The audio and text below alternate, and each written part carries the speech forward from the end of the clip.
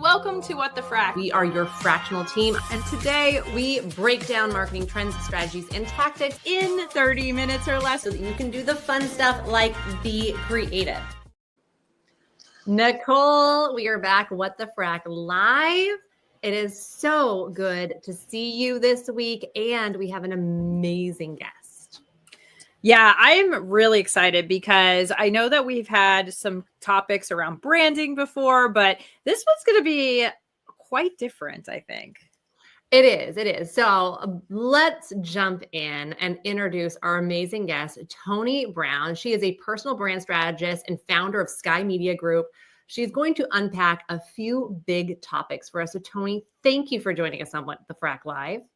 Thank you for having me. I'm so excited to have this discussion with you all.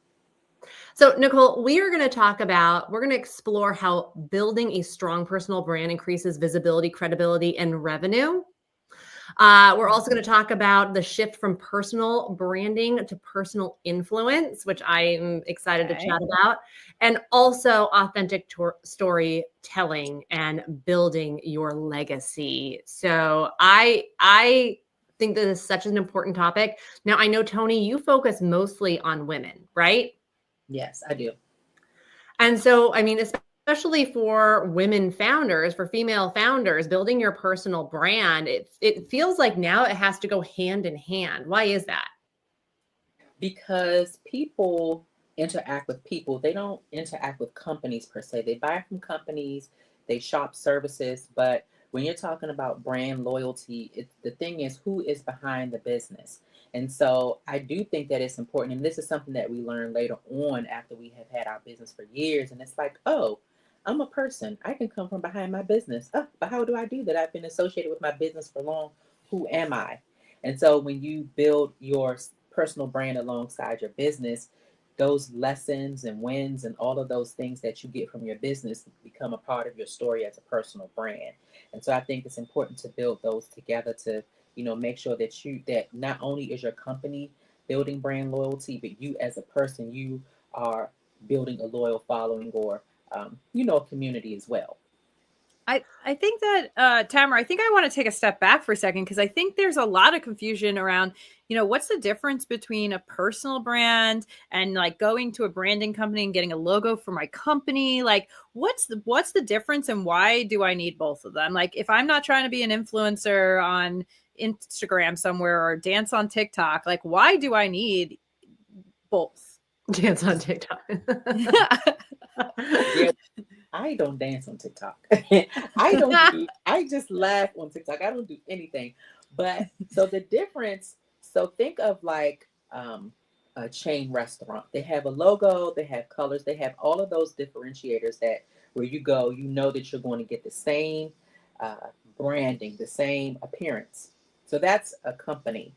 But when you have a person, you still need to separate yourself from everybody else that might be doing what you want to do. So for instance, if you have someone who's a speaker and they're speaking about, leadership development, where there are tons of speakers, great speakers talking about leadership development. So it's important that you position and package yourself for whatever your take is on leadership development and do it in a way that gets you recognized. So yes, you still need a logo. You still need those visible, unique factors, but that person is not separate from who you are. It's a part of who you are where, a CEO of a big chain restaurant, that has nothing to do with them. A team has chosen the logo, the colors, and then there's the person, the CEO, that has nothing to do with that branding and the company marketing. But on a personal level, when you have a personal brand, everything that you're putting out there is a part of you. So you're not separate from your brand when you have a personal brand. Tamara, I don't know if you've seen this before, but I've also, I know that you just mentioned, Toni, speaking engagements. And I think that people get really scared of personal brands because they're like, I don't want to be out there on social media. I don't want to be public speaking. But I've even seen this, Tamara, in investors and stuff when you're talking about going into a new venture, talking to new investors, having that personal brand around the fact that you maybe have done it before or your expertise are in a spot. And even if it's just a few PR pieces, whether it's being on a podcast or having an article written about you or just having all of that, your talking points together, that actually helps even in raising money and things like that. Have you seen that, Tamara?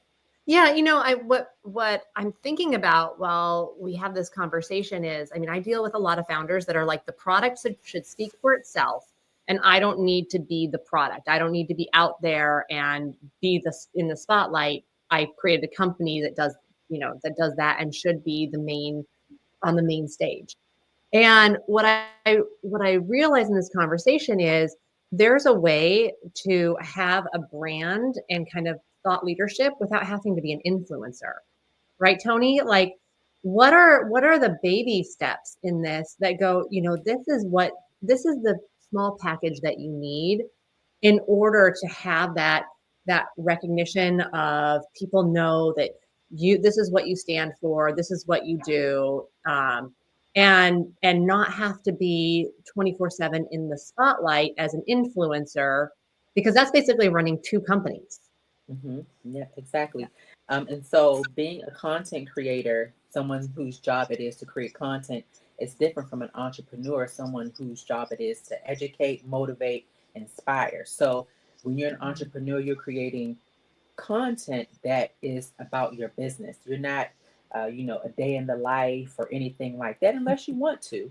But from just the definition, you're an entrepreneur that makes content. You're not a content creator who's trying to get brand deals.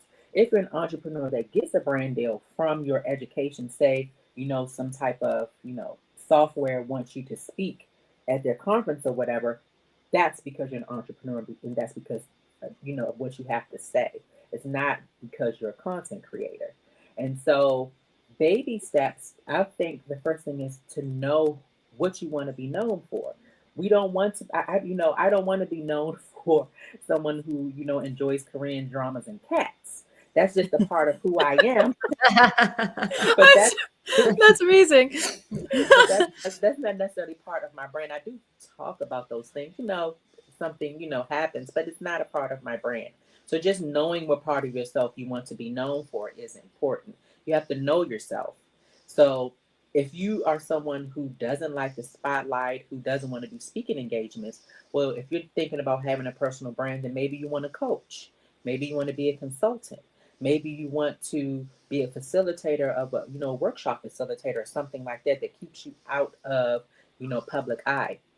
There are a lot of people who have good work and do good work and sit on boards and things like that, where the only place that you can find them is on LinkedIn, and then they're barely there. So building your personal brand, yes, is something that you do internally, but it's also something that externally, but it's also something that you do amongst your community, amongst the people that know you for this thing. So I would say, understand what you want to be known for first, and then think about the stories and the lessons that you have, or even your expertise that you have, that can start to separate you from people that are doing the same things. Yeah. I almost think of it like like if we're talking in corporate or, business terms, like your core values, your mission statement, like all those pieces. And just because you may not be like out there in front of millions of people speaking, it helps you make decisions on opportunities. Like we get opportunities all the time. And how do you turn down one versus the other if it, other than like money or time commitment, right? You have to turn them down based on your core values and what you stand for and what your brand is. And I think that this also allows entrepreneurs or founders to distance their personal lives a little bit. Too often we get like tangled up, like this is who I am, like my brand is also my personal life. And there needs to be a little separation for that burnout factor, for that, just like danger factor even, right? And so this gives you like a little bit of like you're playing a character a little bit, so that you can have your person who is out there in front of boards in the world and whatnot, and then you have your kind of personality and your personal life as well. Yeah, Nicole, that's a really good segue to what I was just thinking, which is like, when you think of personal brands and you think of being out there, you think of, oh, I have to show up as my authentic self. And then when you hear that authentic self, you're like, what on earth does that mean? Is this like, right? You're like, especially as a female founder, you're like, my authentic self when I'm not on camera is my hair up in a bun, making dinner and on some sort of corporate call. while my kids Yeah. are drawing next to me, right? Like, is this the picture that people want to see? I call it my trash human. I'm a trash human when nobody's looking, right? Yeah, agreed, Tamara. So how do you go about creating your boundaries and your framework for a female executive? Or honestly, I think anyone will want to learn about that. It's not just specific to female executives, but how do you build that framework and those baby steps towards, okay, here's what I'm going to do to show up as my authentic self, so that, so that people get to understand me while respecting, like, I don't know, like, I don't want that sort of image. I don't need to put out my personal stuff on LinkedIn, right? I don't think anyone cares that I had a tough week making dinner and juggled all my jobs, right? I don't know. I don't know if that's a question or a soapbox. No, it's both. It can be both. Both can be true. I think about the messaging. So I take an audience centered approach to messaging. And so just as Nicole was talking about, core values, mission, those are things that you would put out there. People do want to know what you believe in, what are you on a mission to do, your bio, those things. But then when you start getting into your stories, I like to think of storytelling as a beginning, a pivotal moment, and then something, and then where you are now. And so it could be a lot of stories that maybe you had in college that contributed to your pivotal moment, but you don't have to tell that. You can just tell the one or the two stories. Your professor said this, and now you're a consultant, you're a coach, and so those moments you can have some things to yourself. But I like to put out messaging or create messaging for clients that are focused on moments in their lives. So not their entire life, but like moments, relevant moments that have led you to where you are. And you have to tell those stories to make the connection. It's if I wanted to be, on a program about divorcees, but I've never been married, then why am I there? So people want to know, what is it about your life, your experience, your background that makes you qualified to talk to them and impact them and help them. So that's what you share. It's not important that like was said, that you have on a scarf and you're cooking dinner for your kids. If that is not what your audience is focused on, then it's no reason. It's not that it's no reason to say it, because you might have those moments where you share it once in a while. But I like focusing on stories and moments in your life that have led you to where you are to serve your audience. So I like to keep it audience focused. That's the difference between somebody that has a personal brand and a content creator, because it takes a very smart content creator to put out so much content and you still feel like you don't know them. There are a lot of content creators that do that. But I think that when women are thinking about having a personal brand, they're thinking about the extreme where they're walking around every day with a selfie stick and they're recording every single thing. You don't have to do that to share your life. You can share moments in your life. I make juice. I've shared those moments. It connects me with people, but you don't really know anything about me, but you feel like you know me. Oh, Toni makes juice. She makes smoothies. But it's not my business. It's not my everyday business. And I think just that tweak in the thought process, where you don't have to share everything. You just have to share pivotal moments and those moments that connect you to your audience. Yeah, Nicole, I think. Oh, sorry, Tamara, go for it. You're always the one that pulls us back to make sure that things are explained. I want to do that really quick because we dove in because we both talk about branding a lot and personal branding. So for anyone who is new to personal branding, what is kind of the framework? What is it that you recommend someone should understand and start with personal branding?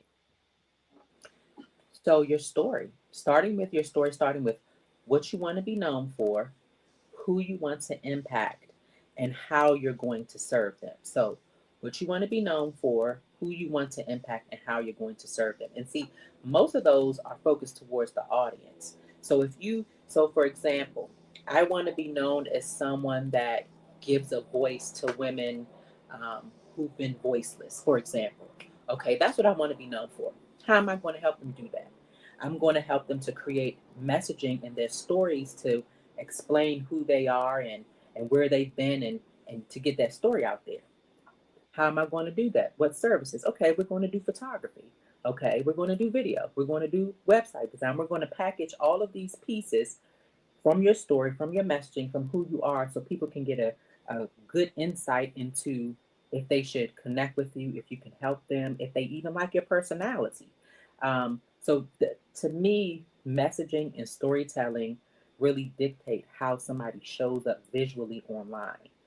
Because those stories and the messaging is important for them to match. Just like as I mentioned, if I've never been married, why would I be on a podcast for divorcees? That's not my authentic self. That's not in alignment. And so that's why those messaging and the stories are so important to come up with, so that everything else that you do after that can be in alignment. And you won't be seen as a fraud, because now you're talking about something that you never lived. Yeah. I think that this is something I know I've struggled with a lot. So I started in entrepreneurship really early. I was very young, maybe didn't even know who I was at that point, right? And then you're also crossing over with the internet, like the social media pieces becoming really big and people becoming influencers. And now there's a lot of noise out there around what you should do and what you shouldn't do and how authentic you should be. But then you have to post 15 times a day, and you should be taking videos of yourself making those smoothies and just putting a quote over them, right? There's so much out there. And I think what the great thing about what you're saying here, and that I think everyone should take away from this, and this is even something we talk about with like business plans and marketing strategies for your company, is that it really, when I hear it should be authentic to you, is not necessarily like the video and the content of what you're saying even should be authentic, but even the plan of what you're going to do should be authentic. So if I don't feel comfortable talking in front of crowds, but I love to write, then maybe your plan needs to be around blogs and posts and emails and things like that, or articles, ghostwriting articles and things like that. If you are a terrible writer and it takes you 3 years to put together an article, then maybe you jump on one of these podcasts, right? And you start talking about your piece. Maybe you need a personal Instagram and you need your personal brand's Instagram, right? So that the two stories, what you tell on each of them is different for who's watching, right? And so I think that for me, the first step is in that authenticity piece has always been like, okay, figuring out, getting rid of the noise. It's not one way or the other. Blogs are not dead. Podcast is not dead. Like all of these pieces, you do what makes it feel right for you, and what don't fit into like, I have to be on camera all the time. Right. And so I love that what you're saying is that has to be this like very authentic piece to you. Mm-hmm. Yeah, because I'm speaking for those introverts, because that's how I am. I am an entrepreneur that creates educational content. I sprinkle in some of my personal life when it's relevant to what I'm teaching. And so I think that the cadence of how you post, the methods that you use, they do still need to be authentic, because you'll burn out, you will be stressed out, and then you won't want to do it anymore and you'll give up. And so even with socials, just focusing on one platform, master one. You don't need to be on all of them. If you go from wanting to, coming from behind the camera, or your business or your job, and now all of a sudden you're on all the socials, you're going to be overwhelmed immediately. So just that part, focusing on your cadence and the platforms you want to be on, and then just narrowing it down to maybe no more than 5 things that you want to discuss. They call it content pillars, but just 5 things that you want to discuss. 5 areas of your life, that are audience focused, personal focused, and just leave your message like that. Don't worry about talking about everything, or that you're being too repetitive. People, the person that saw you on day 1 might not be the same person that sees you on day 1,000. So keep talking about those things that you're passionate about, and try to make it as focused as possible. Now, I'm curious what advice you have, because I'm actually thinking about myself too, because I've been thinking about this a lot. As Nicole and I are going out, we do so much for What the Frack. I do so much for other companies, right? And I advise other companies, especially startups. I advise the founders, okay, this is what you need to do. It seems easier to do it for other people than it does to do it for yourself. You know, as I've sat down and gone, oh, what are my content pillars? I've literally pushed my computer aside and went, I think I'm going to go get a coffee, right? Like, so how do you overcome that when it's like, it's easier, just like it's easier to tell someone else the great things about themselves that they should be talking about. It's hard to narrow it down for yourself. How do you get over that? As a creative, I don't think that you ever get over it. You're always in a state of evolving and trying to figure it out, because who you were 5 years ago is not who you are today. So your pillars will change, your priorities will change, your focus will change. And I think that's okay. I think you focusing more so on the people that you want to impact versus yourself, focusing less on numbers and, oh, this post flop, this reel flop, it only got 2 views. Well, you only need one client to really change your life. You only need one media piece to change your life. I mean, honestly. So I think that for women especially, to get out of their head and this perfectionism, this comparison, and just focus more on the people who need to hear or see whatever it is that you have to say or what you want to show them. That's how I get out of it and say, I disassociate myself from the results of the things that I post, and I post for the women and the people that need to see it and will get benefit from it. That's a really great transition into, like, we keep talking about personal branding, and I really want to hear how you shift from personal branding to personal influence. But I think that one of the pieces that you just said that's so important, and this is even in just business, in business as well, is, if you're trying to be an influencer, right, and you're trying to get brand deals, you need quantity. You need a quantity of a large amount of a community so you can sell these brand deals to them, so you can have big influence. Now, if your product is not to be an influencer and have brand deals, and your product is to have 5 women who are going to go on a retreat once a year and learn all your stuff, or you're going to have 100 people to take your course, that's all you need, then you don't need 5 million followers on Instagram, right, to have an influence on your key demographic. And so I think very often we get into this conversation about the numbers and making sure the numbers sound really impressive, but really you don't need that to have an influence. So can you talk a little bit about shifting from, okay, we figured out what our personal branding is, we figured out what our story is. Now, how do we shift that to an influence? I think that first redefining on what influential means to you. If you are someone that is already speaking, impacting, changing lives, and you have influence, brand deals, to me, they're clients. And so still looking at companies as clients, still looking at those opportunities as clients, and not being overwhelmed by the terminology and the numbers. You're already influential because people are already paying you to do whatever it is that you're doing. You don't necessarily have to shift from being a personal brand to an influencer because you already are. And that's what, content creators, they are influencers. But the thing is, what are you trying to influence, and who are you influencing? How am I being influenced from, you showing up every day dressed to the teeth when I only dress up twice a week? So the thing, and so I think that the definition is important, and defining things for yourself and not looking at other people is very important. And we all get caught up in that. This person I could be doing this too. They have a brand deal with this person, but when you step back, you say, well, I do have people that I'm helping. Women are, being referred to me from other women. I am influencing them. So you have to define what being influential means to you. I don't want to be on TEDx. That's not where my goal is. I'm the person that wants to make, impact people very closely in small groups or one-on-one, but somebody else's idea of influence might be talking to, a room full of thousands of people. Yeah. And Tamara, have you ever felt like this? Because I hear this all the time, and I felt like this.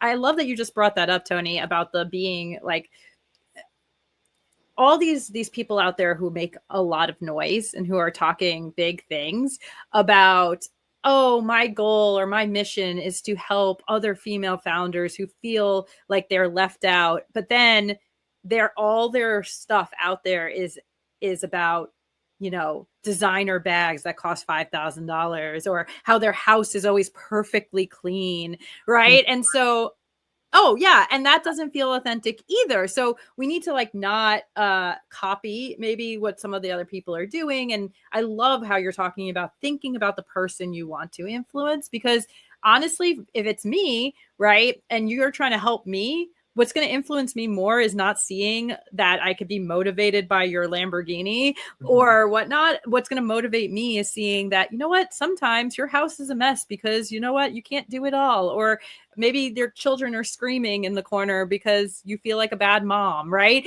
Like those are the things, if you're trying to help moms who feel overwhelmed, they don't want to see that you're just doing it perfectly every day, right? So we really have to think about them. I mean, I feel that way, Tamara, when I'm on the internet. Have you ever felt that way?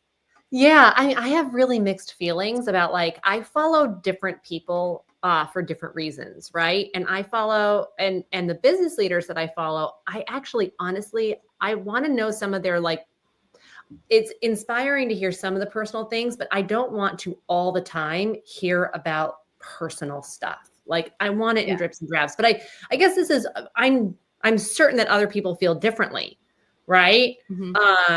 And so that's why I guess it's so hard to get right. You have to experiment. You have to see what your audience likes. But then in order for your audience to grow, you also still have to stay so true to yourself and what your message is. That way you're not just catering and pandering to certain people and what they want to hear.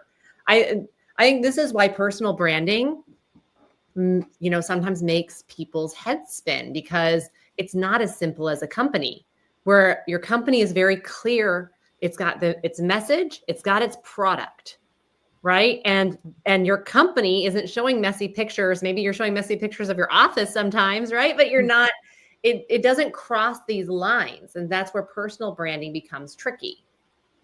I wonder, so Toni, I'm going to put you on the spot just a little bit. Who do you see who's doing it well? Personal branding wise, I'm going to go for people that we all know. I think Rihanna is doing it well. I think Issa Rae is doing it well. I think Nara Smith is doing it well.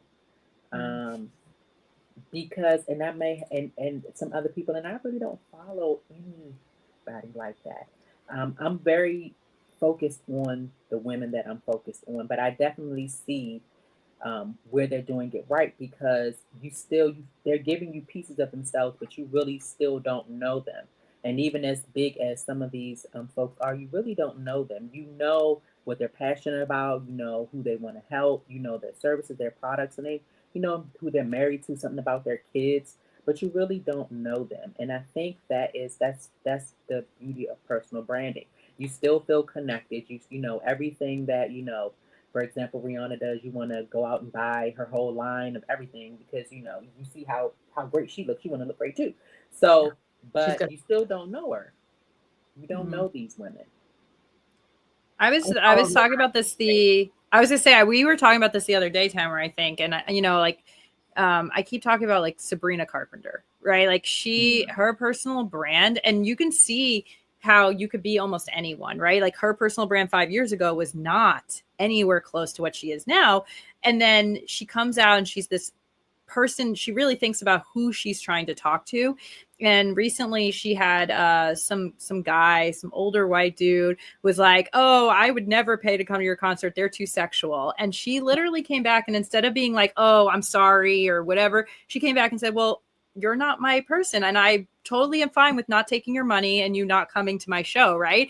And that actually like made me like her more, because I felt like, okay, even if I maybe I like her music, but let's say I didn't like her music, I could respect who she is as a person and who she's putting out there, because she's being authentic. And I think in the business world, if we're talking about it, you know, the Jenna Kutcher, right? She is doing it real well. She knows who her demographic are: moms who want to build something of their own, but also want to be good moms. And right. So she has both of those pieces in all of her messaging. Whatever you think about Cody Sanchez, she doesn't care if you think that she's too harsh or that you don't like what she's talking about. And there are times where I look at her stuff and I'm, maybe a little bit turned off by it, but you know what? I can respect that she knows who she is and she knows who she's talking to. And maybe I'm not the person she's talking to in that moment. And I think that's the people that you have to say are doing really well, because you can respect them even if you don't agree with like where you're not relating to them on that emotional level. Yeah, I would agree. I was just think something just kind of came up, and I'm a divorcee. My daughter is in her 20s. Sometimes I forget her age, but I find and the women that I work with the most and have the most impact with are women that have the same type of life that I've had. They're in my same age group. When I talk about things, I'm talking to the 40 and over crowd. I'm not talking to somebody that's in their 20s and 30s and they might just be starting out. I'm talking to women that have lived, that have, struggled a little bit. They have empty nest syndrome. And so somebody, my clients aren't men. So, just thinking about what you said about Sabrina Carpenter, a man wouldn't be my ideal client. I might refer him to somebody else because I want to work with and be in spaces where I can do the most good. So that's my thought. That's beautiful. Yeah. I think it's amazing. Yeah. And it goes to, if we were putting this in marketing terms, it's knowing your ideal customer and sticking to your messaging. And I guess it goes across everything, right? Personal brand, your company, and just should make you feel good because that narrows your focus and doesn't put you everywhere. What is it? Everything, everywhere, all at once? Yes. Yeah. Yeah. So how can people follow your work or get in touch with you? Brandcoachtoni.com is my website for my personal brand website, but my business website is skymediagroup.com. So yeah, I separate those.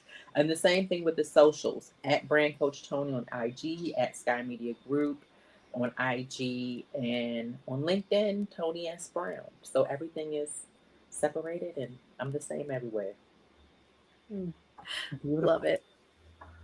Nicole, so this has been amazing. I know we've got a lot of stuff coming out. If anyone wants to follow all of the updates, you should sign up for our emails, which are coming out now.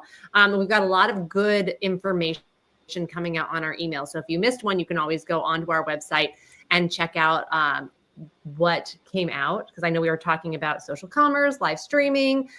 We've got a lot of good information. Subscribe to our show on both YouTube and follow us on LinkedIn so that you can see all these lives every week when they come out. And Nicole, am I missing anything?